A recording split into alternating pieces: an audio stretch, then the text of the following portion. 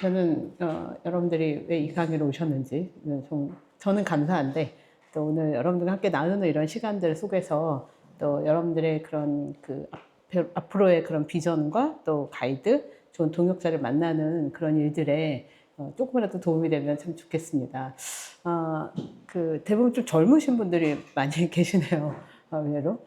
오늘 원래 이제 제가 이 강의를 준비할 때 여기 오신 그 선교사님들을 몇 분을 초대해서 그분들의 케이스를 들으면서 저희가 이제 이 강의를 좀 전개할까, 그런 초기에 이제 지도부하고도 그런 얘기를 했는데, 가만히 보니까 이제 선교단체 로드맵이나 또 그 선교단체를 이해하는 게 조금 개인적인 경험보다는 좀 일반적인 이제 그 흐름들을 이해하시는 게 좋겠다, 이런 생각이 들어서 제가 이제 약간 그 패턴을 좀 바꿨고, 또 선교단체라는 그 개념이 기존에 있는 패러다임인데, 지금 우리가 이제 변화하는 시대에 선교단체에 대한 여러 가지 이제 해석들이나 또 변곡점들이 있어요. 그러면 이제 그거를 어디에 포커스를 할까 그러다가, 이제 제가 그 일반적으로 저희가 여러분들 이해하는 선교단체, 또 뭐 각자 이해가 다르겠지만 그 선교단체의 개념을 통해서 좀 제가 거기에 그 지금 변화는 어떤 방식이다, 이제 이런 내용들을 중심으로 제가 선교단체의 이해와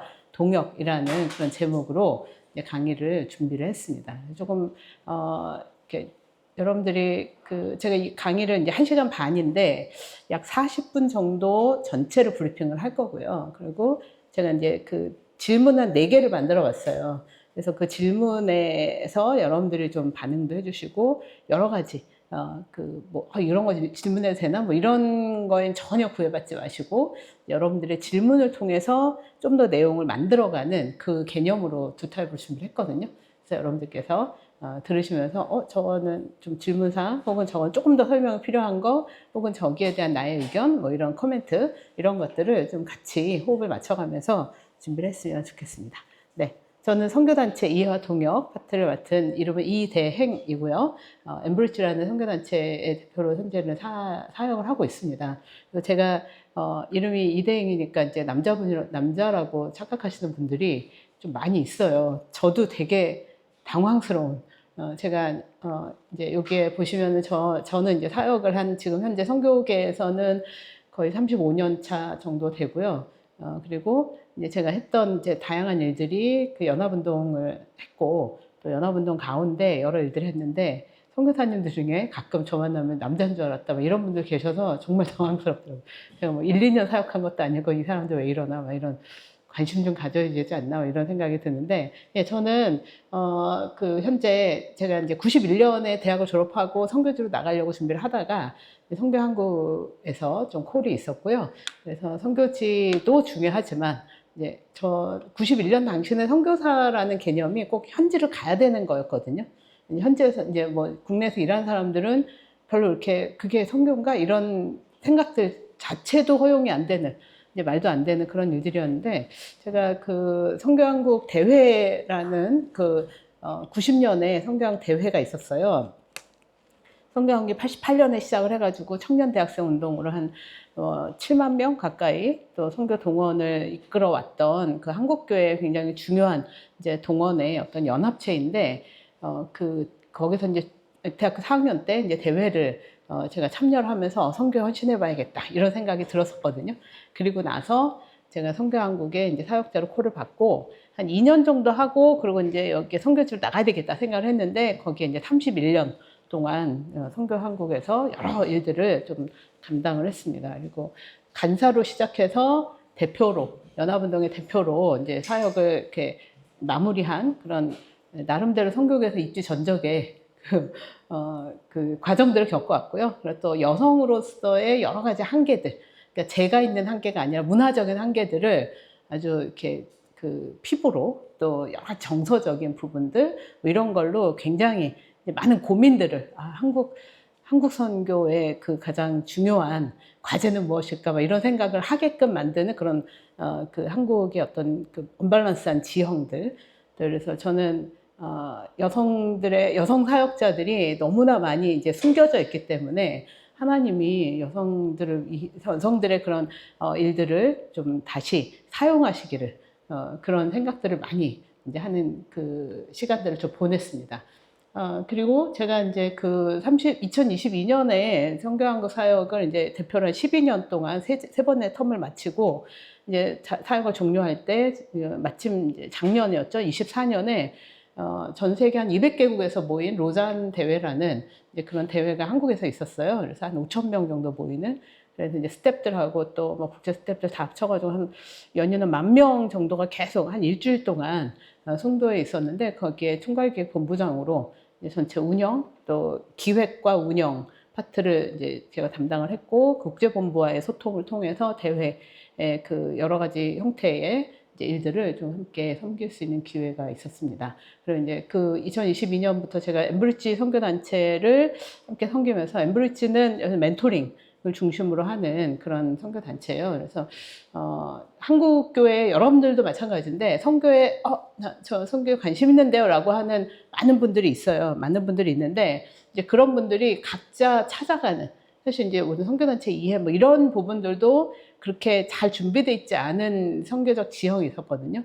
저는 선교한국이라는 곳에서 많은 선교단체를 만나고 또 많은 선교 관심자들을 만나면서 이 부분에 대해서 사실 굉장히 부채감을 가지고 있었거든요. 근데 이제 2018년에 여기 그 의료선교협회 지금 이번에 대표 회장님이시죠. 이제 거기 박준범 선교사님이 멘토링을 위한 이제 전문적으로 그 선교 관심자들에서 멘토링을 해야 되겠다. 그래서 이분들이 잘 그 하나님의 인도하심을 받도록 우리가 이제 그들을 도와야 된다. 새로운 세대는 알아서 가는 게 아니라 이제 돕고 또 그들이 제대로 된 길을 찾아가도록 이제 우리에게 책임이 있다. 이런 관점에서 시작을 하셨는데 제가 2022년부터 이제 그 일들을 조금 더 그 멘토링과 컨설팅, 네트워킹 뭐 이런 부분들로 이제 그 좀 확장하면서 대표 사역을 인계를 받았습니다. 제가 이제 로잔 대회라든지 뭐 이런 것들 중에 컨설팅 개념으로 갔는데 컨설팅인 줄 알았더니 온갖 일을 다 하고 있더라고요. 그래서 예, 굉장히 쉽지 않은 한 3년을 보냈고 제가 30년 동안 선교하면서 한 모든 거를 집약하는 이제 그런 과정이어서 물리적으로는 엄청난 업무량 또 조직이 없는 상태 또 사람이 없는 상태 또 처음 해보는 일 또 국제적으로 국제대회로서의 그런 일들 그래서 또 많은 교회들과의 이제 연합을 하니까 교회들마다 또 소통하기도 너무 어렵고 뭐 리더십들도 너무 복잡하고 거기에 국제본부가 와가지고 국제본부에서는 또 그런 대회에 대한 경험도 없는 분들이 이제 막 그걸 하니까 굉장히 어려웠어요. 굉장히 어려웠고 또 저희가 한국이고 또 대회에 대한 경험들을 많은 부분들을 아무리 얘기를 해도 기본적으로 이제 서구적 세계관에서 갖고 있는 제3세계권, 그러니까 이제 비서구권에 대한 룩다운이 좀 있어요.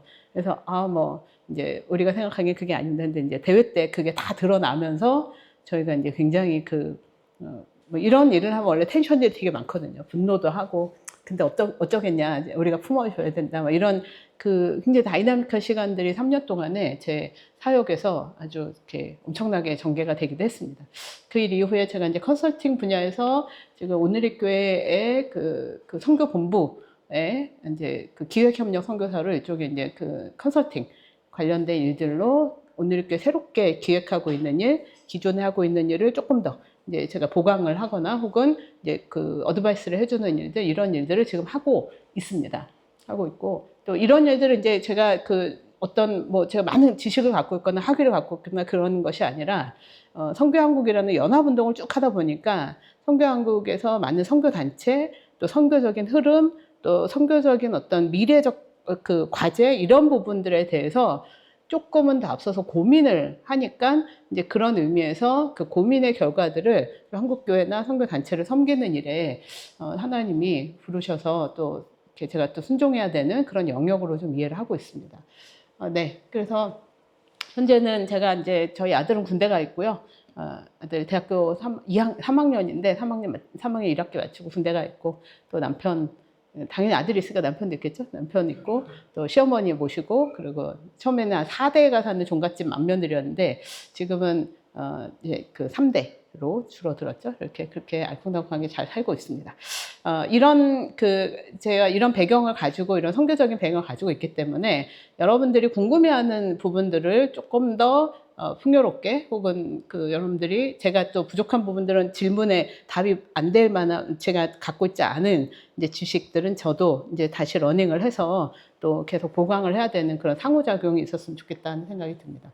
오늘의 전체적인 흐름에서는 선교단체에 대한 이해를 이제 돕는 일, 이제 이런 일들이 첫 번째 목표고요. 그리고 선교의 의미와 주체, 또 이제 시대적인 변화에 따라서 이제 선교단체나 선교를 우리가 어떻게 인식하고 이제 어떤 형태로 이제 일들을 우리가 감당해야 되는가, 우리의 선조들은 어떻게 시대를 이해하고 그 일들을 이제 만들어 갔는가, 요게 그 내용이고요. 그래서 거기에서 이제 구성되는 선교단체라는 개념의 그 역할과 내용들, 그러니까 여러분들이 이미 선교단체라는 개념이 있으실 거예요. 있으신데 또 그 되게 제한적이잖아요. 그래서 이제 저희가 지금 현재까지 알고 있는 정보들을 좀 제가 나누고, 그 다음에 여러분들과 질문과 토론을 통해서 선교단체에 대한 특별한 그 공동체적 과제를 인식하고 도출해내는 일입니다. 그리고 여러분들은 그 안에서 관심 있으신 분들은 이제 그 다음 행보를 위한 어떤 도약대가 되기를 기대합니다. 네. 선교, 제가 이제 세 가지 케이스를, 이거 아주 오래된 얘기이긴 합니다. 오래된 얘기인데, 세 가지 케이스를 여러분들에게 잠깐, 그러면 이제 엘 선교사예요. 28살 때 선교의 푸른 꿈을 꿈고 남아프리카에 도착했는데, 거기서 이제 그 선교 앞서간 선배 선교사들을 만났습니다. 앞서간 선배 선교사들을 만나서, 아프리카, 당시에 남아프리카가 뭐, 지금 아프리카에는 여러 가지 양면이 있어요. 이제 양면이 아주 굉장히 고도로 발달된 도시부터 시작해서 굉장히 원시적 형태의 이제 그런 삶을 살아가는 이제 이런 건데, 이분이 갔을 때는 굉장히 메마르고 지저분하고 무뚝뚝한 선배 선교사들이 첫 인상이었던 것 같아요.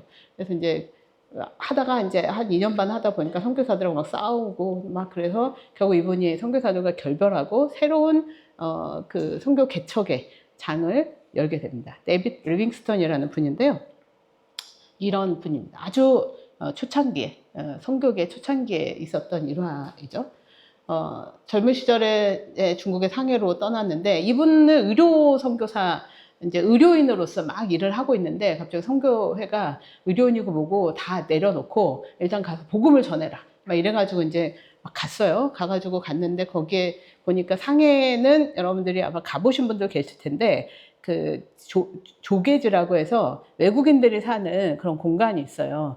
거기에는 정말 유럽같이 잘 돼 있습니다. 한번 이제 가보신, 뭐 안 가보셨으면 한번 가보시고요. 유럽처럼 아주 이렇게 되게 그 잘 예쁘게 잘 돼 있는 이제 그 공간이 있어요. 거기에 선교사들이 옹기종기 모여가지고 맨날 싸우고 뭐 어디를 가네 안 가네 뭐 이런 일들을 막 하고 있었다고 합니다. 그래서 이 사람은 여러 가지 고민했죠. 선교란 무엇일까? 이런 고민하다가 예, 변발도 해보고, 변발하고, 예, 그 치파오 같은 그런 중국 옷 입고, 이제 그리고 나서 한번 요 상해 그 조개들을 벗어나서 내가 다른 그 지역, 선교사가 안 가봤다고 하는 그런 지역을 가봐야 되겠다. 그래서 이제 내륙으로 들어갔다가 선교사한테 욕을 바가지로 먹고, 그런 데 가면 안 된다, 막 이런 얘기를 들었다가, 이제 이분이, 내가 지금 선교사들과의 그런 지금 현재, 그 선교 사역이 이게 다는 아니겠구나 하는 생각을 하면서, 이제 선교의 그 새로운 장을 열어갑니다. 이제 이분은 허드슨 테일러라는 분인데, 선교 역사적으로는 해안선을 중심으로 일어났던 선교 그 사역을 내륙으로 들어가게 되는 그런 일을 도전한 이제 그러한 그 분기점을 긋는 분이에요. 이 허드슨 테일러라는 분인데, 이제 이분, 이제 이 리빙스턴이나 허드슨 테일러 같은 경우에 이제 기존에 있는 선교 구조, 선교단, 이제 과의 어떤 여러 가지 갈등이나 혹은 그 사역의 한계들을 도저히 못 견뎌서 이제 이거를 나와서 돌파한 케이스. 그래서 특별히 리빙스턴은 아프리카 선교의 아버지로 굉장히 이제 그 추앙을 받는 분이고, 허드슨 테일러는 허드슨 테일러 이후 내륙 선교 시대 이후에 만들어진 선교 단체들이 여러분들이 지금 어느 정도 들어본 선교 단체들이 대부분일 거예요. 선교 단체가 이제 허드슨 테일러의 내륙 선교 시대 이후로 굉장히 많이 만들어집니다. 그래서 그 SIM, AIM 혹은 WEC 뭐 이런 일들이, 이런 OMF 뭐 이런 단체들이 이때 만들어지죠. 이분이 굉장히 그런 면에서는 분기점이에요. 나름의 갈등을 조금은 또 이제 그 창조적으로 이제 극복해낸 케이스죠. 근데 이제 여기 피선교사를 한번 봅시다. 한국 사람인데요. 항공선교사가 되기 위해서 이제 그 동남아에 가본 파푸아뉴기니아라든지 이런데 항공기로, 작은 항공기로 많이 이동을 해야 돼서 MAF라는 그런 학공 선교회가 있어요. 거기서 막 선교사한테 물자도 전달해주고 또 날르기도 하고 이제 배로 움직일 수 없는 이제 그러한 그 배로 움직이는 좀 위험하기도 하고 그래서 항공 선교회를 이분이 접촉을 해서 조종사, 정비사 자격까지 굉장하죠. 그래서 이분이 이제 해서 들어갔는데 이제 거기서 선교 단체와의 갈등을 겪게 돼요. 겪게 되고 이분이 이제 도저히 안 되겠다 그래서 나와요. 나와서 한국으로 돌아왔는데 이거 어떻게 해야 될지 모르겠는 거예요. 어떻게 핸들링하고 그래야 될지 모르겠어서 결국 이제 선교 단체를 떠나게 되는 이제 그런 케이스가 바로 이분의 케이스였던 것 같습니다. 이분은 이제 선교 단체라는 곳에서의 갈등이 어떤 그 위에 두 분의 어떤 돌파, 역사적인 돌파를 이뤄낸 것보다는 조금은 아쉬운 이제 그런 상황에서 이제 이분의 케이스가 좀 보여집니다. 갈등이란 어떤 단체나 조직을 우리가 생각했을 때 아름다운 공동체, 뭐 이렇게 거기 들어가면 왠지 뭔가 다 잘 될 것 같고 서로 막 사랑이 넘칠 것 같고 막 이런 게 다 허황된 꿈이라는 걸 여러분들이 이제 아셔야 되는 거예요. 사람 사는 곳은 다 똑같아요. 그래서 뭐 같이 있었던 곳에 갈등이 없는 공동체는 없고 그 갈등을 어떤 방식의 창의적인 해결을 할 수 있는가 이런 일들을 많이 고민하게 하는 케이스라고 보여집니다. 뭐 이분들이 그러려고 갈등을 일으키고 그러려고 나오고 그러진 않았었어요. 근데 이제 저희가 이런 케이스를 통해서 선교 단체에 대한 이제 많은 연구들이나 선교 단체의 기능들을 고민을 해보게 됐습니다.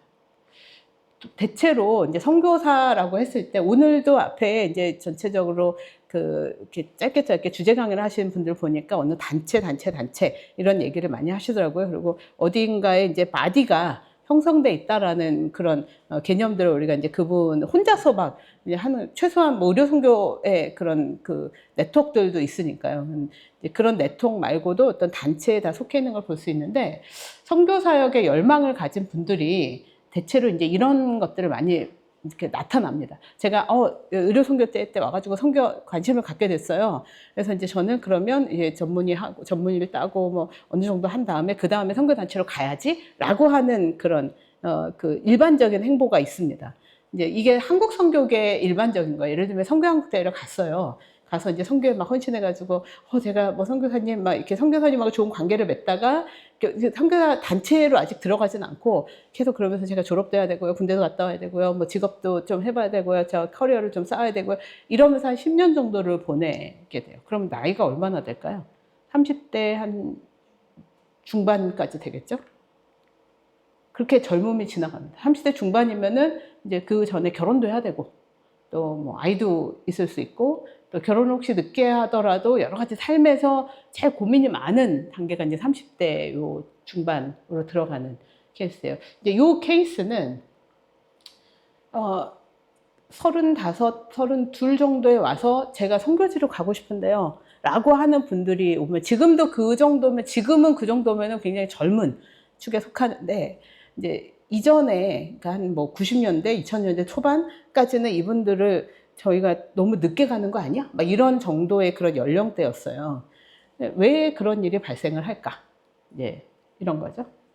선교 단체의 지금 현재적 그 기능을 저도 선교에 오래 있으면서 지금 현재 선교 단체가 그 선교 헌신자들 혹은 선교 사역을 꿈꾸는 구체적으로 자기의 그 직업적 커리어로서의 전환을 꿈꾸는 사람들에게 적절한 컨택 포인트를 갖고 있는가? 이제 이런 질문들을 좀 제가 많이 하게 됐습니다. 대체로 더 이제 그 늦어지게 되는. 그럼 도대체 언제 만남이 시작되는 게 가장 좋을까요? 이제 그 질문을 여러분들께 던져봅니다. 저는 여러 가지 생각이 있어요. 생각이 있는데 이제 제 생각을 여러분들에게 뭐 미리 얘기하는 것보다는 여러분들은 이 상황에서 그러면 언제 만나는 게 가장 좋을까요? 라고 여러분들 스스로가 한번 생각해 보실 수 있을 것 같습니다. 선교라는 영역을 제가 개념을 되게 좋아하는데 우리가 선교 단체의 앞에 이제 선교라는 개념이 있잖아요. 그럼 선교하면은 뭔가 아까 이제 약사님도 막 얘기했지만 일상이야 막 얘기를 하고 계시는데 또 일상이 아닐 수도 있죠. 지금 우리가 생각하는 선교적 개념은 선교를 이제 선교의 원어적 개념에서 실로 아흐라는 표현을 씁니다. 보냄을 받았다라는 개념이에요. 그래서 이제 그게 헬라어로 왔을 때 아포스톨로스 역시 이제 사도적인 뭐 이런 개념이죠. 그리고 이제 라틴어로는 미시오 영어로는 미션, 또 우리가 한국말이나 뭐 이런 표현은 선교. 이제 우리가 이제 거꾸로 가보면 선교라는 영역이 여기서부터 비롯됐다라고 여러분들 이해를 하실 수 있는데, 이 실로아흐라는 표현은 보내심을 받았다라는 개념이고, 요한복음 20장 21절에 보면은 예수님께서 이렇게 말씀하셔요. 아버지께서 나를 보내신 것처럼 나도 너희를 보내노라. 이제 이렇게 말씀을 하시거든요. 여기에서 그 보냄이라는 개념이 이제 이 실로아흐라는 그런 원어적인 개념인 거죠. 들어보셨습니까? 실로아흐라는 말을? 여러분들은? 그러면 의료인들이시니까 실로암 안과는 들어보셨습니까? 네, 실로암이라는 말이 그 맹인에게 이제 진흙을 막 이제 성경에 보면은 이제 예수님이 맹인을 만나요. 맹인을 만나서 그분에게 이제 진흙을 막 발라주고 너가 가서 씻어라. 어디로 가서? 실로암으로 가서 씻어라. 이 실로암이 여기 실로아흐에서 비롯된 말이다. 이러면은 기억이 잘 나겠죠. 그래서 그 보냄을 받았다라는 그런 뜻이거든요. 보냄을 받았다라는 개념은 사역에 있어서 좀 구체적인 doing을 의미하는 것이 아니라 being을 의미합니다. 존재. 그래서 여러분들이 지금 선교대회 오셨잖아요. 선교대회 오셔서 뭐 나는 아프리카에 있는 뭐 난민들, 혹은 나는 뭐 중동에 있는 어떤 레바논에 있는 뭐 난민들, 혹은 어느 지역에 그 방글라데시에 있는 그 사람들, 뭐 이런 개념들을 생각하는 그 doing이 선교가 아니라, 사실은 우리가 이제 보냄을 받은 존재적인 면에서의 선교로 우리의 그 정체성을 형성하는 것이 일차적이라고 볼 수가 있어요. 일차적이고, 지금은 이제 약간 그 선교하면은 뭔가 내려놓고 가야 하는 약간 이원론적인 생각들을 갖게 되는데, 여러분들은 이미 그 실로아흐의 삶을 살아야 하는 그런 부르심을 받은 사람들이라는 거죠. 근데 실로아흐의 삶을 사는 사람들이 이게 그 존재론적으로 내가 하나님이 나를 이 땅에 보내셨어. 왜? 예수님께서 아버지께서 나를 보내신 것처럼 나도 너희를 보내노라 라는 그런 관점에서의 정체성, 이 확립이 되면 그 다음에 내가 뭔가를 해야 된다라는 것들은 사실 그렇게 어려운 일은 아니에요.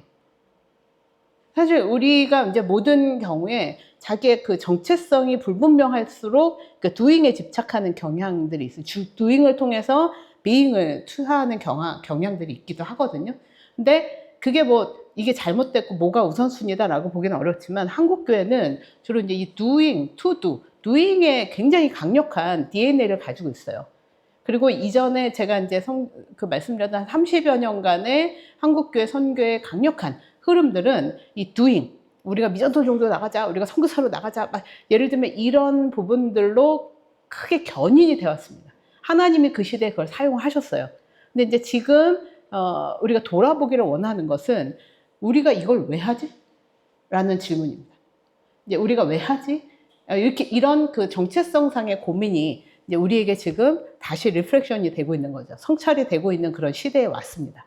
지금은. 그래서 이 선교 단체들도 계속 우리가 왜 존재해야 되는가라는 질문을 계속 해요. 지금은 많은 경우에 뭐 예전처럼 동원도 안 된다, 예전처럼 뭐가 안 된다, 선교지에서 돌파가 안 일어난다, 이런 얘기들이 많기 때문에, 그런 의미에서 선교단체는 우리는 뭐지? 우리가 뭐 그 선교 관련된 사람들끼리 모이는 그런 어떤 뭐 이렇게 그 서비스 업체인가? 뭐 이런 생각들도 할 수도 있어요. 여러 가지 선교 단체의 기능 중에 하나는 이제 그런 부분들도 분명히 있으니까요. 이제 그런 의미에서 이 doing에서 이제 being에 대한 고민들이 진행이 되기도 하고, being을 생각해 보니까 약간 동력이 떨어지는 듯한 느낌도 들기도 하고요. 근데 사실은 being이 자기 정체성이 강력할수록 doing에 대한 그 에너지가 훨씬 더 강력하게 나옵니다. 하나님이 나를 보내셨어. 그럼 내가 여기에서 여러분들이 의료 행위라기보다 의료 일들을 하는 거하고 저기 방글라데시 가서 하는 거하고 다른 게 없잖아요. 그냥 문화권, 사람만 달라지는 거예요. 근데 우리는 그거를 doing에 대한 관점에서, 이 기존에 있었던 이언론적인 관점에서 보면은 그거 자체가 너무나 큰 스트레스가 되는 거죠. 여기를 떠나서 간단 말이야? 하나님 저를 좀, 제가 거기를 가야 되는 뭐 부르심의 증거를 보여주세요. 막 그런 기도를 막 하게 되는 거죠. 근데 거꾸로 생각하면 부르시지 않았다는 증거를 찾아보셨습니까? 많은 경우에 그런 일이 있어요. 저를 하나님 부르셨다는 증거를 계속 제가 찾기를 원합니다. 막 이러는데 하나님을 믿는다는 것 자체가 그 부르심이거든요. 그 형태가 달라지는 것 뿐이지. 우리 형태를 본질로 착각을 하는 경향들이 있기 때문에 그런 의미에서 우리가 이제 실로아흐로서의 그 본질, 성교에 대한 본질론을 조금 이렇게 다시 한번 확인을 해보는 것이 좀 필요하지 않을까 하는 생각이 듭니다. 그래서 그 선교 단체라는 개념은 여러 가지 이제 선교적인 이론에서 많이 다루고는 있는데, 제가 봤을 때 선교 단체는 이제 이런 그림으로 좀 만들어졌으면 좋겠다 이 생각이 들어요. 선교 단체, 교회가 있고 선교 단체가 있고, 이런 그 두 가지의 그 하나의 소달리티 모달리티라는 개념에 그 다이아그램이 만들어졌어요. 사실은 그동안에 많이. 그래서 교회가 선교 단체를 이제 파송하고, 선교 단체는 선교의 어떤 전문적인 일을 행하는 곳이라는 그런 두 가지의 구조로 그림이 그려졌었는데, 저는 개인적으로는 이런 그림이 더 적합하다라는 생각이 들어요. 교회 안에 선교 단체라는 개념으로 우리가 그림을 그릴 필요가 있다. 예를 들면 바울이 1차, 2차, 3차 전도 여행을 지중해 지역 전역을 거쳐서 했거든요. 혹시 들어보셨습니까? 1차 전도여행은 뭐 어떻게 가고, 2차 전도여행은 뭐 어떻게 가고, 3차 전도여행, 다양한 일들을 통해서 이제 어디서 누구를 만나고, 또 거기에 교회를 만나기도 하고, 에베소에서, 두란노에서 3년 동안 가르치기도 하고, 막 이런 일들을 막 한단 말이에요. 배도 타고, 풍랑도 만나고, 그리고 마지막에는 3차 전도여행을 마치고, 그 예루살렘으로 가서, 예루살렘에서 이제 잡혀가지고 로마로 압송이 되는, 이제 이게 바울의 어떤 사도행전의 그 큰 흐름인데, 이제 그런 면에서 이 사도 바울이 움직일 때 혼자서 움직이지 않았어요. 뭐 바나바랑 같이 가거나 마가랑 같이 가거나, 또 사도 바울의 일들을 계속 편지를 받으면서 내가 누구와 동역을 했다, 뭐 어디서 누구를 만났다, 그가 나에게 굉장히 큰 도움을 줬다, 뭐 모두가 도움을 주죠. 교회가 사도 바울을 위해서 기도도 하고 막 그랬는데, 특별히 언급하는 그러한 사람들을 통해서 우리는 사도 바울의 어떤 선교단이라는 개념을 볼 수가 있는 거예요. 지금 같은 선교 단체라는 개념 아니지만, 이제 그게 일종의 그 소달리티적 개념입니다. 모달리티는 지역 교회. 하나님은 하나의 교회를 만드셨는데, 그 교회 안에서 하나님이 부여하신 특별한 일들을 좀 집중적으로 감당을 하는 곳. 이걸 우리가 이제 선교 단체 혹은 소달리티라고 표현을 많이 합니다. 일반 사회에서도 이런 소달리티, 모달리티적 그런 개념은 있어요. 어떤 개념이냐면, 예를 들면 학교에서 보이스카우트, 요즘에 보이스카우트, 걸스카우트 이런 거 없어졌다고 하는데, 뭐 보이스카우트 활동을 한다. 이제 이런 개념이 학교라는 모달리티 안에서 보이스카우트, 이제 뭐 소년들의 뭐 기상을 더 이제 뭐 이렇게 키워주고 막 그런 우정을 하고, 또 가서 뭐 창의적 그런 어떤 도전 정신을 배우고, 막 예를 들면 자기네 나름의 그 미션이 있잖아요. 이제 그런 일들을 하는 곳을 우리가 이제 모달리티 안에 소달리티라고 표현을 하기도 하는 거예요. 그러니까 사회에서도 있습니다. 근데 이제 교회 안에서는 교회 전체가 이 성교라, 하나님의 그 성교라는 이제 그런 의미에서 교회가 있는 로컬의 일들을 감당을 하지만, 로컬을 벗어난 또 필요가 있는 곳들을 향한 그런 움직임들을 우리가 이제 선교 단체라는 소달리티의 개념으로 형성이 된다라고 이제 보여지는 거죠. 이게 굉장히 활성화될 수도 있고 활성화되지 않을 수도 있는데요. 이제 이 교회, 보편적 교회라는 개념에서 봤을 때 선교가 교회 안에 주신 사명, 실로아의 사명이다. 이거를 이제 우리가 선교의 보편성이라는 표현을 합니다. 선교. 그래서 여러분들도 보내심을 받은 사람이잖아요. 여러분들이 학교로 보내심을 받았고, 병원으로 보내심을 받았고, 여러분들 가정, 또 여러 가지의 여러분들이 속해 있는 여러 가지 공동체, 여러분들 교회, 뭐 이런 면에서 우리가 선교는 모두에게 부여된 사명이다 라는 개념을 갖고 있다면 선교의 보편성을 이해를 한 거예요. 그 보편성이면은 우리가 모든 곳에 있잖아요. 어떤 분들은 예를 들면 집사님, 권사님들이 이제 있는 곳조차도 선교지다 이렇게 했을 때, 우리가 선교의 공공성을 뭐라고 표현하냐면 모든 곳에서 선교가 일어나야 된다라는 거예요. 그럼 선교가 뭐지? 선교는 미전도 종족에게 복음을 전하는 게 선교 아닌가? 라고 우리가 기존에 생각을 했었다는 거죠. 근데 그것만이 아니라 보내심을 받았다는 그 본질론, 정체성상에서 봤을 때 공공성이 어디서부터 비롯되냐면, 여러분들이 지금도 그 하나님의 나라를 위한 사명들을 감당해야 한다는 거죠. 그리고 부지불식간에 이미 그걸 하고 있다는 거예요. 여러분들 친구들, 또 여러분들의 가족들, 여러분들 믿지 않는 사람들, 뭐 이런 개념에서의 공공성이 나타납니다. 1907년에 한국에 평양 대부흥이라고 하는 이제 그 큰 부흥 운동이 일어났어요. 그래서 이제 그때 뭐 여러 가지 현상들이 있었는데 그때 이제 기도 운동이 일어났거든요. 그래서 이제 개선두 장로님, 그때 목사님이 성도들에게 뭐를 그 요청을 했냐면 기도 제목을 월화수목금토일 이렇게 기도를 할 때 이렇게 기도를 하래. 너의 믿지 않는 가족을 위해서 월요일은 기도해라. 믿지 않는 친족을 위해서 기도해라. 믿지 않는 이웃을 위해서 기도해라. 이게 월화수목 이게 다 이렇게 지침이 있어요. 그리고 이 교육 또 뭐 예를 들면 이런 선교 이런 일들을 하는 하나님의 사역자들을 위해서 전 세계에서 일하는 사역자를 위해서 기도해라. 또 전 세계에서 핍박받는 사람들을 위해서 기도해라. 이런 기도의 지침들이 이 공공성이라는 측면에서 우리의 선조들께서 그렇게 쓰셨더라고요. 제가 보니까. 이제 그거는 내가 있는 곳에서 나의 필요가 아닌 하나님의 관점에 하나님의 뜻을 위해서 자신이 해야 될 일들을 이제 기도라는 면에서 지침을 줬다면 이제 우리의 삶이라는 영역에서 기도하는데 내가 뭐 이렇게 사기칠 수도 없잖아요. 기도하는데 내가 거기에서 뭐 부정을 저질러서는 안 되잖아요. 이제 이런 의미의 총체성이 연결이 된다는 겁니다. 근데 지금 한국교회 자체가 참 쉽진 않죠. 여러 가지 면에서, 한국교회가 그 복음이, 우리가 복음을 전하지 않아서 복음이 전파되지 않는 것이 아니라 사실 우리의 행동 때문에 복음이 막히는 이제 그런 아주 안타까운 현상들이 굉장히 많이 있죠. 그런 면에서는 이제 복음의 총체성을 우리가 어떻게 이해를 하고 그 안에서 우리가 그 하나님의 그 복음, 실로 아흐의 삶을 구현을 할 거냐. 이제 이게 지금 한국교회는 굉장히 중요한 고민의 단계에 들어왔습니다. 어쨌든 우리는 모두가 하나님의 그 선교에 보내심을 받은 사람이고 세상에 보내심을 받은 사람이고 그렇기 때문에 세상의 모든 곳이 선교지고 모든 곳에서 우리는 일치된 인테그럴한 삶을 살아야 된다. 라는 관점이에요.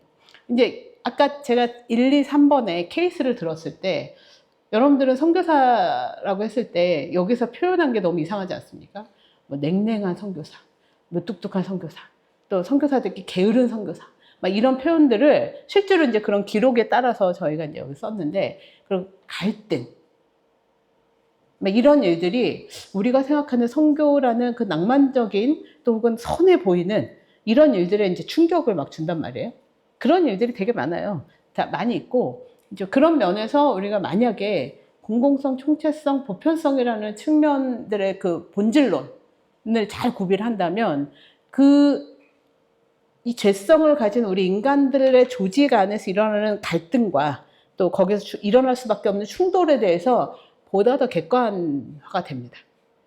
우리 인간이 이렇다. 뭐 포기한다는 게 아니라 그 일들을 좀 더 잘 다룰 수 있는 내공을 우리가 이제 구비를 하게 되는 거예요. 그리고 또 거기 안에서 더 성숙하게 공동체를 이끄는 내공들이 만들어지는 것 같습니다. 네. 여기까지는 제가 좀 기대하는 바였고요. 그러면, 이 크리스토퍼 라이트라는, 죄송합니다. 청계 총체성과 보편성이라는 측면에서는 이제 이 크리스토퍼 라이트라는 사람이 모든 것이 선교라면 모든 것이 선교다라는 말에서 이제 모든 것이 선교라면 어느 것도 선교가 아니다라고 하는 스티븐 닐이라는 분의 주장을 정면으로 조금 이렇게 그 다른 측면들을 강조를 합니다. 사실은 저는 이제 맥락상 같은 거라고 생각을 해요. 이제 모든 것이 선교면 그 어느 것도 선교가 아니다라고 하는 것은 선교에 대한 너무 그 보편성을 굉장히 그 소모하는 거죠. 소비해 버리는 거죠. 그래요? 저도 실로아우의 삶이라서 저도 보내심을 받았으니까 거기 스테이지에 올라가는 선교사님이 당신은 나는 뭐 똑같은 거 아니에요? 뭐 제가 굳이 거기로 갈 필요가 없죠. 여기서도 제가 실로아우의 삶을 사는데 그러면서 자기 멋대로 사는 거? 이렇게 해석을 할 수도 있어요. 아마 스티븐 닐 같은 경우는 그런 부분들에 대한 경계로 저 말씀하셨다는 생각이 들고요. 제 해석은 그렇습니다. 여기에 모든 것이 선교라면 모든 것이 선교다라고 이야기한 크리스토퍼 라이트의 주장은 우리 삶에서 더 무게를 주는 거죠. 똑바로 살아라. 이언어적으로 살지 말아라. 당신이 그리스도를 고백한다면 그리스도를 고백한 사람답게 살아라. 세상은 점점 채우고 명예를 채우고 재산을 채우고 나를 채워가고 세워가라고 하지만 자기를 비워 종의 형체를 가진 예수님의 길이 어떤 것인지를 생각할 때 이 비워야 되는 거죠. 아까 이성로 선교사님이 말씀을 하실 때 저도 그 30여 년 이상의 그 삶의 내공을 제가 좀 생각을 했어요. 그 사람들의 눈을 볼 때마다 내가 너무 누리고 있는 삶을 사는 것은 아닌가. 뭐 죄책감을 우리가 어떻게 뭐 이게 아니라 그걸 계속 성찰을 하는 거예요. 하나님 우리에게 주신 만큼 내가 하나님의 뜻을 향해서 저들과 함께 나누고 있는가. 지금에서는 굉장히 극단화돼 있잖아요. 이제 여러분들은 그 중에서도 아마 상위 개념에 포진될 수 있는 여러 가지 면에서 사회적인 또 혹은 뭐 재정적인 혹은 명예적인 일들을 뭐 큰 문제만 없다면은 보통 그렇게 살 수 있지만 이제 그게 하나님이 나에게 주신 축복이 아니라 나에게 주신 책임이라는 영역으로 볼 수 있는 안목이 생긴다면 아버지께서 나를 보내신 것처럼 나도 너희를 보내노라 라는 그런 자기 정체성으로 마땅히 그 행해야 할 바들을 필요에 플로잉하는 그런 삶을 고민하게 된다는 거죠. 그런 의미에서 미셔널한 삶이 저는 이 모든 걸 선교란 모든 걸 선교다라는 관점에서 좀 조명이 될 필요가 있고 여러분들이 갖고 있는 삶의 형태가 이제 여기에서 저는 그 형성이 될 필요가 있지 않을까라는 생각을 합니다. 그렇게 형성되어 있는 사람들을 통해서 만들어진 단체가 있다면 정말 이상적이겠죠. 그런 공동체. 만약에 우리 교회가 그런 교회예요. 교회만 오면은 내가 가장 치명적인 어려움에 처했을 때도 교회만 가면 나는 안전하게 보호받는 생각이 들어. 사업이 망했어요. 근데 우리 교회 가면은 나는 그것과 관계없이 너무 존귀하게 형제, 자매의 공동체로서 나는 그걸 만끽하고 있어. 그러나요, 지금? 이런 부분들을 우리가 이게 선교단체라는 개념, 공동체라는 개념이 단순히 기능적 조합이 아니기 때문에 저도 오랫동안 선교계에서 일을 하면서 계속 그게 고민이 되는 거예요. 고민이 되고 그렇게 준비되어 있는 사람이 아니면 선교단체를 기능적으로 접근하거든요. 선교단체가 왜 나한테 잘 안 해주세요? 왜 당신들의 그 미션은 제가 훨씬 더 이게 편안하게 사역을 할 수 있도록 돕는 거 아닌가요? 막 이런 갈등들이 막 서로 간에 일어나게 되는 것도 제가 좀 많이 봤거든요. 이제 그런 일들을 타파할 수 있는 방법이 뭘까? 인프라를 더 잘 만드는 걸까? 혹은 뭐 서로 더 친해지도록 펠로우십 미팅을 많이 하는 걸까? 여러 면에서 제가 이제 고민했던 바는 결국은 인간에게 우리가 나와 같은 죄성을 가진 사람들에게 스스로에게 이야기를 하는 거예요. 너가 정말 얼마나 이기적인지. 절대로 다른 사람보다 같은 단체에서 있어도 다른 사람보다 내가 덜 서비스 받는다는 느낌이 들면 그걸 막 항의를 해야 되는 이런 아주 본능적 그런 감각으로 그렇게밖에 안 나오는 거죠. 그래서 많은 갈등의 요인이 거기서 일어나기도 하고 서로가 사역을 촉진할 때 이 일들을 인파워하는 게 아니라 그걸 방해하는. 예를 들면 허튼 테일러 같은 사람이 고민을 할 때 그 선교사들과의 그런 일들을 새롭게 하나님이 주신 비전들을 만날 때 아유 뭐 피곤하게 그런 일 하세요. 예를 들면 이런 일들이 되게 수시로 일어나거든요. 왜 우리가 거기까지 해야 되죠? 지금 하는 일 정도만 해도 괜찮은데요. 가장 프론티어 라인에 있는 경우에 가장 덜 도전적인, 더 보신적인 이런 느낌들이 좀 많이 보이는 게 지금 현상인 것 같습니다. 선교단체라는 면에서 이건 선교단체가 잘못됐기 때문이 아니라 우리 인간들의 조직이기 때문에 그런 것 같아요. 이거를 지금 어떻게 극복을 할 거냐. 우리의 그런 선교단체 발전 과정을 보면은 1800년대 이전에는 이제 그런 어떤 구체적인 조직화된 그런 그 부분보다는 여러 조합들이 많이 형성이 돼 있던 걸 우리가 보게 됩니다. 근데 1792년에 윌리엄 캐리라는 분을 통해서 지금의 선교단체라는 조직의 효율성과 효과성 혹은 필요성이 주창이 돼요. 어떤 논문을 통해서. 그래서 윌리엄 캐리라는 분을 이제 지금 그 선교계에서는 현대 선교의 아버지라고 부르거든요. 그분이 했던 일이 선교단체에 대한 그 촉구, 그런 조직의 필요성을 이야기하기도 했고, 그분 자체가 굉장히 그 총체적인 사역을 했어요. 인도에서. 그래서 인도의 사회, 정치, 경제, 문화, 언어, 혹은 그 식물, 자연 이런 모든 것들과 이 윌리엄 캐리 사회가 다 연관성이 있었어요. 심지어는 제일 이제 그분이 아주 강력하게 했던 것 중에 하나는 인도의 법제도 하나를 이제 바꾸는 거였죠. 지금도 있지만 사티라고 하는 제도를 바꿔요. 사티가 혹시 뭔지 아세요? 사티가 뭐냐면은 결혼을 했는데 남편이 먼저 죽었을 경우에 부인을 같이 태워버리는 이제 그 제도입니다. 그래서 그 약간 그 뭐지? 이제 그 약을 주사를 해서 남편의 시체를 놓고 그 위에다가 이제 약간 혼수 상태로 만들어서 마취제 같은 거죠. 그걸 놓고 이 여자가 이제 묶어서 같이 태우는 거예요. 거기 다 화장을 하니까. 이제 그런 사티 제도가 수천 년간 그 힌두교 그 법에 따라 내려왔는데 윌리엄 캐리가 이제 그 법을 이제 싸우죠. 싸워가지고 영국 정부도 움직이고 어떻게 해가지고 결국은 이제 그게 불법으로 만들어내게 되는 그 지난한 과정을 윌리엄 캐리가 이제 갖고 와요. 그 사회를 단순히 복음만 전하는 것이 아니라 이것을 들어야 되는 사람들의 고통 가운데 같이 있는 거죠. 이제 의료인들이 특히 이런 일에 엄청난 역사를 갖고 있다고 저는 생각합니다. 정말 의료인들의 그 사역은 이 선교의 역사에 있어서 정말 특히 현대 선교에 있어서 어마어마한 그런 역할 중에 하나인데 저는 그게 윌리엄 캐리가 했던 그런 사회적 총체성의 영역에서 지금 대표적인 것이 의료가 아닐까 이런 생각을 해요. 의료인들의 역할은 정말 하나하나 짚어보면 어마어마한 것 같습니다.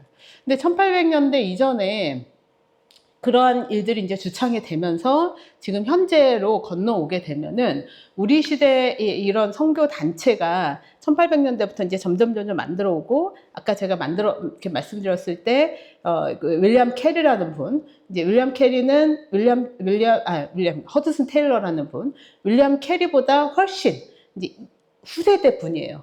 윌리엄 캐리는 이제 그 해안선 선교 시대를 열었던 분이고 허드슨 테일러는 해안선 선교 시대에 선교가 막 일어나는 끝자락에 있었던 분이거든요. 그래서 그분이 내륙 선교 시대를 여는 분인데 그분을 통해서 이 윌리엄 캐리 이후에 그 선교 단체라는 역할에 그 발전이 꽃을 피우게 되는 일들이 일어납니다.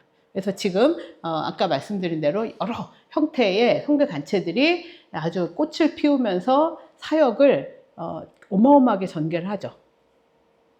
어마어마하게 전개를 하는데 지금 우리가 살고 있는 시대에 여러분들이 이해하고 있는 선교단체들도 그 같은 패턴의 선교단체들이 만들어지는 계기에 우리 시대 선교가 지금 와 있습니다. 그래서 선교하면 선교단체를 먼저 생각을 하게 돼요. 선교사로 가고 싶어요. 그러면 내가 교단 선교부를 들어가든 혹은 무슨 선교단체 CCC 아가페를 들어가든 뭐 웩을 들어가든 인터서브를 들어가든 이런 선교단체라는 개념이 정말 잘 발전이 됐어요. 여러 가지 이제 뭐 어려운 가운데서도 굉장히 이제 지금 잘 발전이 되어서 조직적으로도 허점들도 많이 보강을 하고 또 조직적인 한계들 또 사역적인 한계들을 또 여러 가지 축적된 정보들을 통해서 굉장히 많은 발전을 이뤄왔습니다. 그리고 많은 교회들 안에서 선교 단체에 대한 신뢰도가 굉장히 높아요.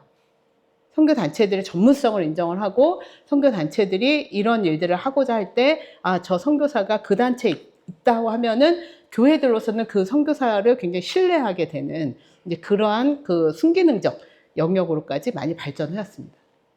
이제는 한 사람이 자기네 교회에서만 파송이 되지 않는 경우에는 선교 단체를 통해서 파송이 되는 것이 광범위한 그 지지자들 혹은 동역자들을 얻을 수 있는 이제 그런 시대에 왔기 때문에 21세기는 선교사 개인의 시대가 아니라 선교 단체의 시대다라고 이제 우리가 그 개념 정의도 좀 할 수가 있습니다.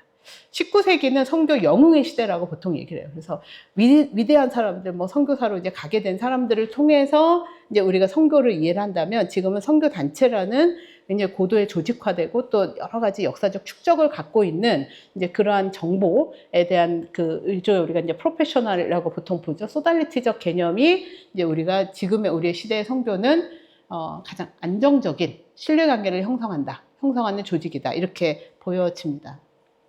선교단체에서 가장 핵심적인 단어를 찾아라. 그러면 동역이라는 관점이에요. 동역이라는 관점인데 이 동역은 같은 방향이지만 다양한 역할로 이제 형성이 되게 됩니다.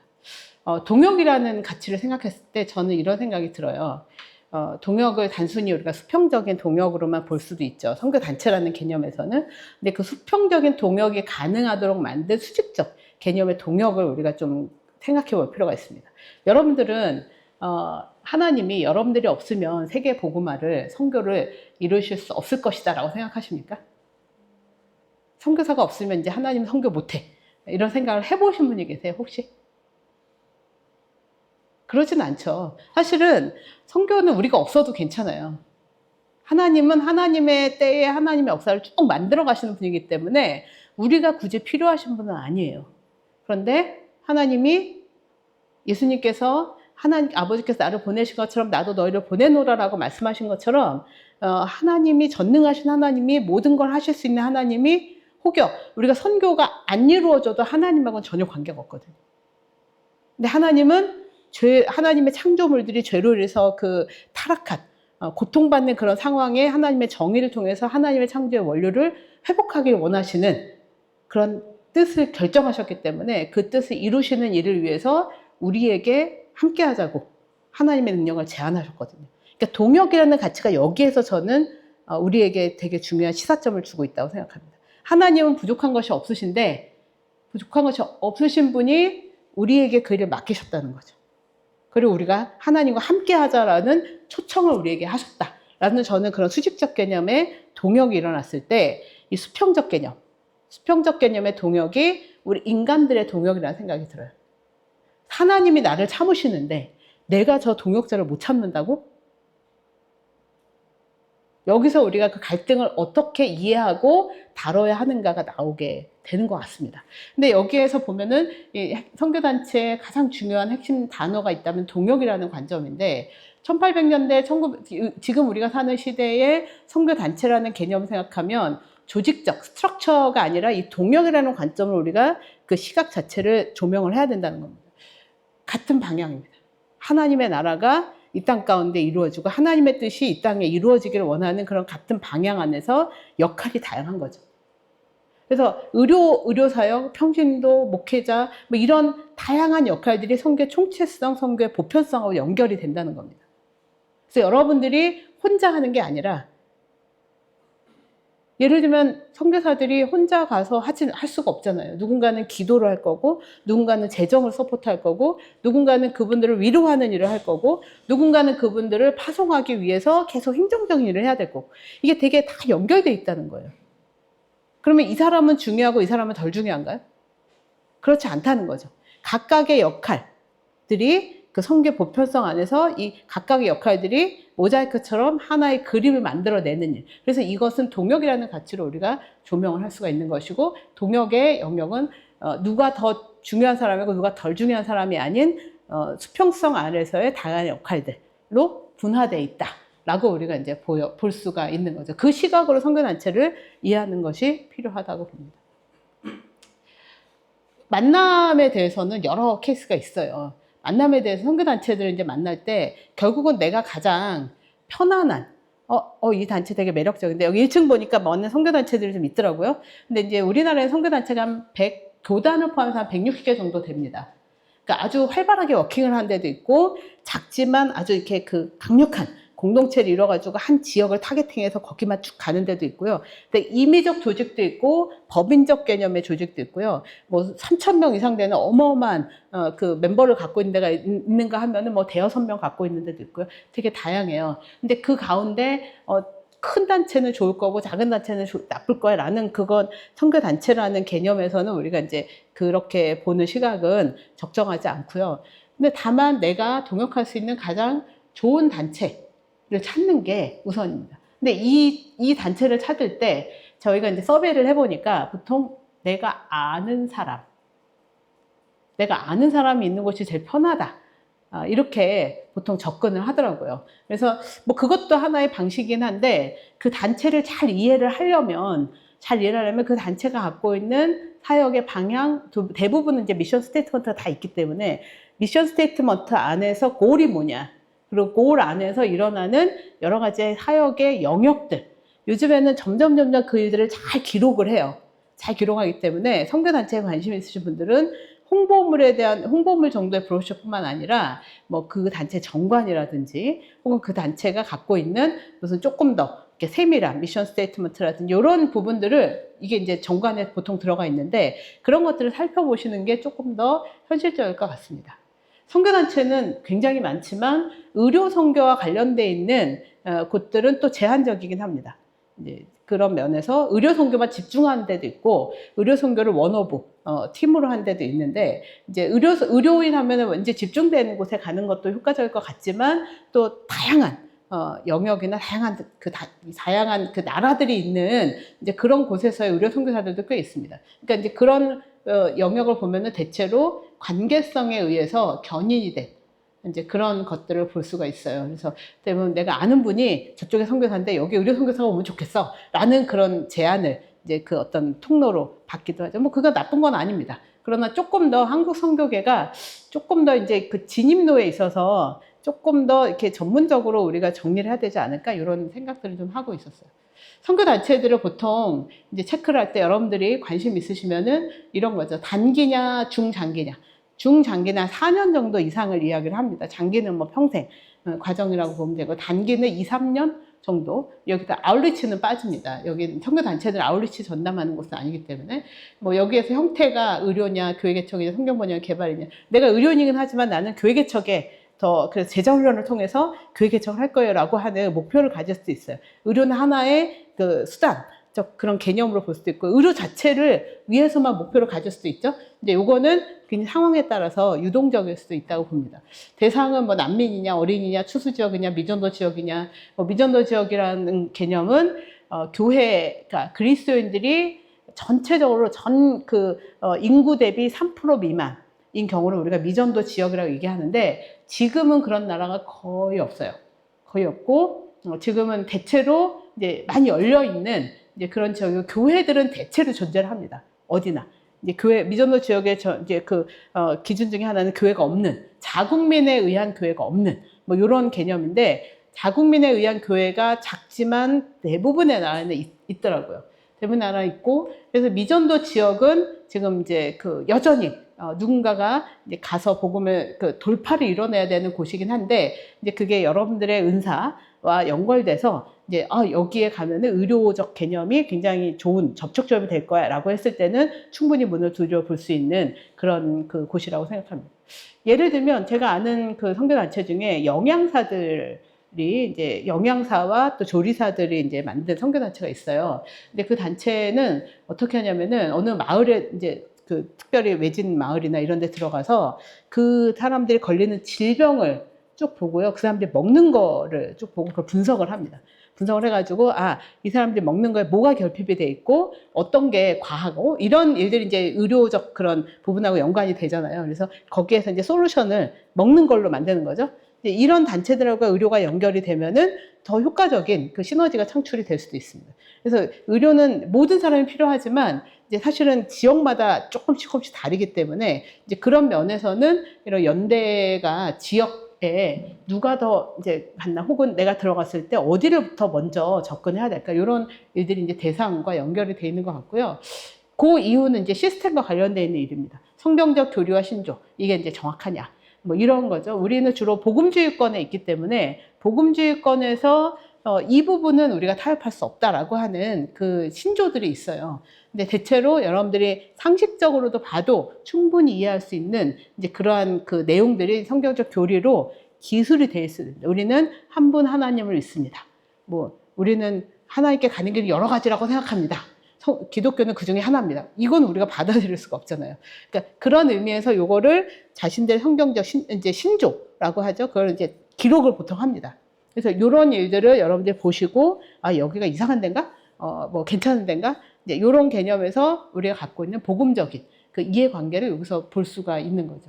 재정 정책은 보통 이제 선교단체 가면 월급 주는 거 아니에요? 이렇게 생각하고 오시는 분들도 의외로 많아요. 근데 선교단체는 도리어 그분이 선교단체를 먹여 살려야 되거든요. 이제 자기가 후원금을 다 모아와서 선교단체를 운영하라고 얼마씩 띄워가지고 행정비를 내야 돼요. 그런 일들이 있거든요, 보통. 근데 이제 재정정책이 어떻게 되냐. 어떤 단체는, 선교사가 모금해올 필요가 없어요. 우리가 다 모금해서 당신에게 월급처럼 줄 거예요. 미국의 남침내 교단 같은 경우는 이제 그런 경향이 있고요. 우리나라는 대체로 이제 모금을 해와서 아까 말한 생존비를 좀 제하고 그 일들을 주는데, 그러면 모금을 얼마까지 해야 돼? 어디는 되게 높기도 하고요. 어디는 좀 그 진입로가 낮기도 하고 굉장히 천차만별입니다. 그리고 이런 것도 있어요. 내가 모금을 해온 거는 다 내 거. 뭐 이런 데도 있어요. 근데 내가 모금을 해도 다 내 거가 아니라 우리는 보편적으로 뭐 일본에서는 얼마 씁니다. 뭐 동남아에서는 얼마 씁니다. 이런 정책에 따라서 내가 뭐 1,000만 원을 모금해도 내가 쓸 수 있는 돈은 100만 원입니다. 뭐 이렇게 해서 재정 정책이 플링 시스템으로 이렇게 그 연동이 되는. 그래서 저기 일본에 가는 분은 100만 원 모금해도 저기에는 뭐 그 요즘 안 그렇지만 예전에 되게 생활비 비쌌거든요. 생활비가 비싸니까 여기는 뭐 500만 원. 뭐 이런 식으로 해서 이 지역마다 혹은 그 지역에 공급하는 그 재정의 어떤 포션들이 되게 정책적으로 좀 되게 디테일하게 좀 달라요. 그래서 이런 일들도 여러분들이 보실 수 있습니다. 그럼 여러분들이 뭐 나는 의료이니까 가서 비즈니스를 할 거예요. 그럼 비즈니스 에이전 미션에 비즈니스맨이 벌어들인 수익에 대해서는 정책이 뭐냐, 이런 것들도 잘 돼 있는 데가 있고 잘 안 돼 있는 데도 있습니다. 그래서 이제 인간이 그렇죠. 잘 안 돼 있는 데는 그걸 잘 이용해 먹고 잘 돼 있는 데는 뭐 순종하면 되는데, 지금은 한국 교회는 비즈니스 쪽에서는 지금 이제 정책을 조금 더 정교하게 세워가는 그런 단계에 주로 있는 것 같습니다. 그리고 의사결정 구조와 갈등이에요. 의사결정 구조가 집단적 그런 어떤 커미티 위주냐, 아니면은 대표 혼자서 막 정해도 되는 거냐, 내가 어떤 문제 제기를 했을 때 이 프로세스가 어떻게 되는 거냐, 예를 들면 여기에 대해서 이 단체가 그런 그 시스템을 가지고 있느냐, 뭐 없어서 마음에 안 들어서 안 할 수도 있고, 없는데 편한데 뭐 이렇게 할 수 있어요. 어떤 단체는 그냥 얼라이언스 개념도 있어요. 그래서 선교단체, 선교사들에게 재정, 의사결정, 뭐 그 사람들 멤버케어 이런 거 신경 안 쓰고, 우리는 다만 우리 단체라는 하나의 그 밴드만 형성하자. 이제 그걸 얼라이언스라고 얘기를 하거든요. 그래서 그런 개념의 선교단체도 있고요. 어떤 데는 이제 뭐 허위부터 시작해가지고 모든 정책들을 아주 세밀하게, 마치 어떤 회사처럼 그 월급 안 주는 회사처럼 이렇게 해서 정교하게 그 굉장히 딱딱한 이제 구조도 있고요. 뭐 여러 형태가 있습니다. 그래서 그런 일들을 이제 여러 우리 의사결정 구조 안에서 살펴볼 수가 있어요. 그리고 선교사 관리와 멤버케어 시스템. 요즘에는 이제 이게 제일 갈등의 큰 문제인데, 멤버케어를 선교사들이 막 과도하게 요구하는 일들도 많더라고요. 이전에는 멤버케어 하면 고맙습니다 막 이랬는데, 요즘에는 이 단체가 멤버케어가 어떻게 되죠? 제가 마음에 안 듭니다. 저는 이 단체 오지 않겠습니다. 이런 일들도 있어요. 이런 일들도 있는데, 선교사 관리를 어떻게 하느냐. 예, 사실은 선교 단체 안에 전문가들이 굉장히 부족해요.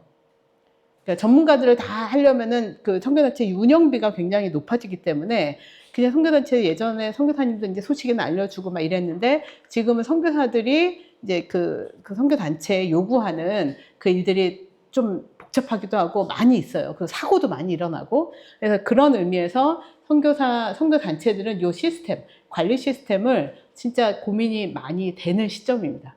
특별히 저는 단순히 매니지먼트뿐만 아니라, 제가 그 선교단체 요거 쓰면서도 제일 제가 지금 안타깝게 여기는 것 중에 하나는, 선교 전략적 개념에 그런 그룹이 형성되어 있는 단체가 생각보다 없어요.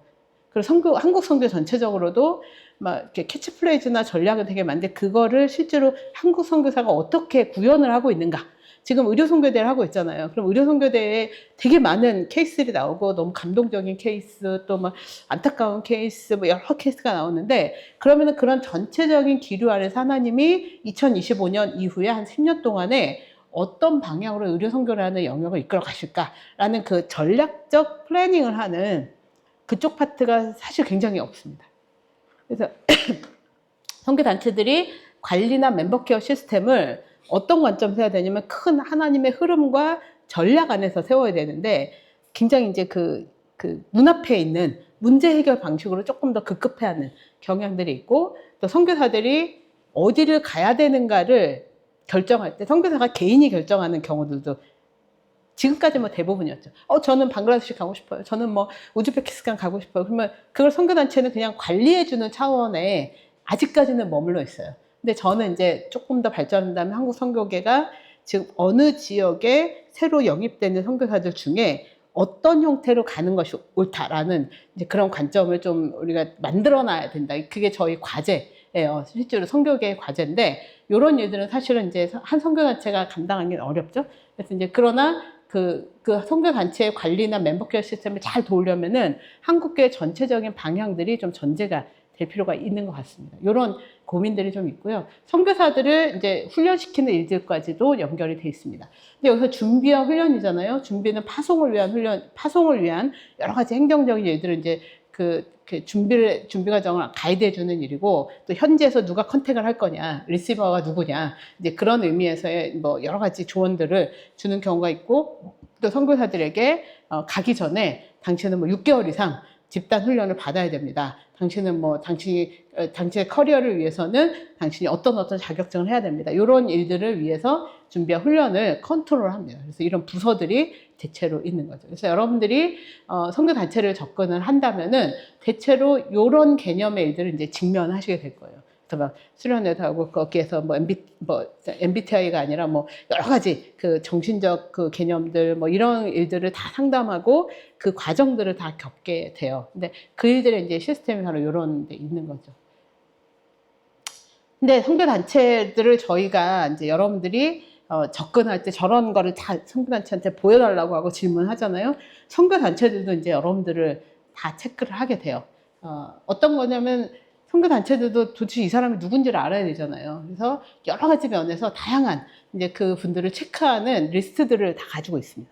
가지고 있고 이제 여기에서 정말 선교사를 이분은 너무나 가고 싶어 하지만 단체에서 인사위원회가 이분은 선교사로 가면 안 됩니다 라고 결정하는 경우들도 있어요. 근데 되게 재밌는 거는 재밌는 것보다도 이제 이런 한계죠. 분명히 이 단체에서 그 중요한 이유로 거절을 당했는데 다른 단체 파송으로 간 분들도 계세요. 이제 거기는 이제 크게 두 가지 결과다. 진짜로 이분이 잘 못하는 경우로 나타날 수도 있고, 아니면은 극적으로 이분이 이제 바뀌어가지고 또 거기서 이분들이 본 것보다는 훨씬 더 잘할 수도 있는데, 제가 본 결론은 사람은 잘 안 바뀐다.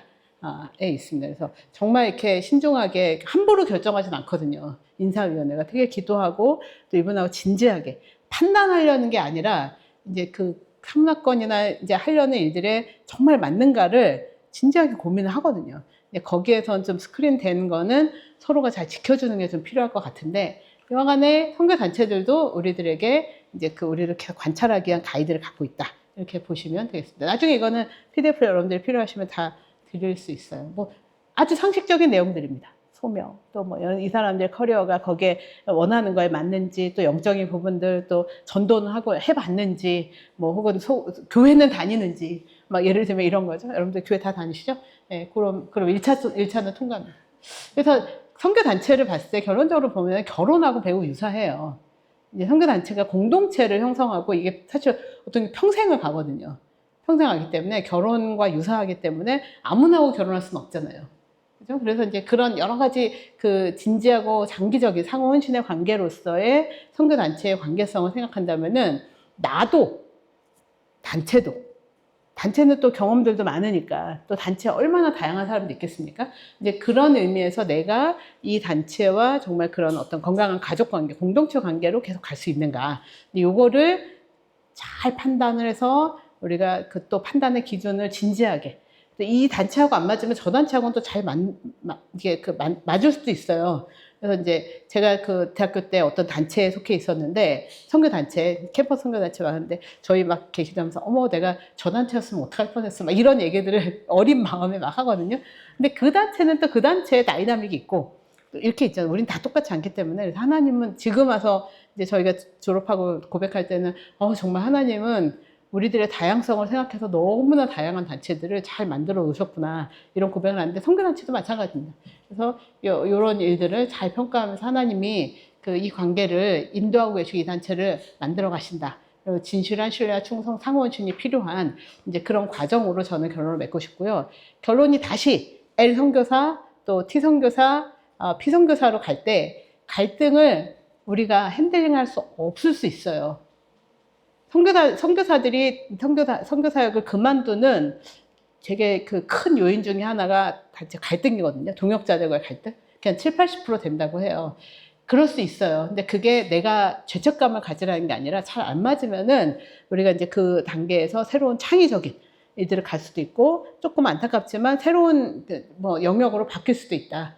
이제 요런 것들이 제가 선교단체를 좀 객관적으로 보는 관점입니다. 그래서 선교단체 매이면 어떡하지? 막 눈치만 보면서 막 냉각성 앓지 말고 아주 진솔하게 제가 여기하고 또 이제 잘 맞는 것 같아요. 잘 안 맞는 것 같아요. 이런 진실성이 지금 선교단체들에게 좀 필요한 것 같아요. 선교단체 상호 이제 신뢰하지 못하고 여긴 여기대로 저긴 저기대로 막 서로 이제 손가락질하고 그러는 일들도 있거든요. 너무 만나서 수련하고 너무 좋지만 또 아닌 경우들도 많이 있어요. 그래서 그런 일들을 잘 극복해 나가면 좋겠다 이런 마음이 좀 들었습니다.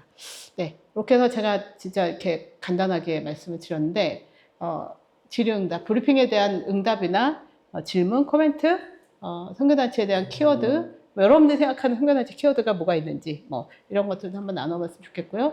선교단체의 역할의 발전적 방향이라고 생각되는 부분들이 혹시 있는지 제가 여기서 다루지 않은 내용일 수 있어요. 선교단체 발전적 방향을 위해서 한국교회에 필요한 현재 미래의 과제는 무엇인가? 뭐 선교단체를 위한 펀드를 만들어라. 그 후원으로 너무 스트레스 받지 말게 해라. 이런 것도 괜찮아요. 예, 뭐 그런 일들을 여러분들이 한번 생각해 보시면은 함께 저는 4번인데요, 전 3번인데요, 1번인데 2번인데 말씀하시면서 코멘트 혹은 질문 시간입니다.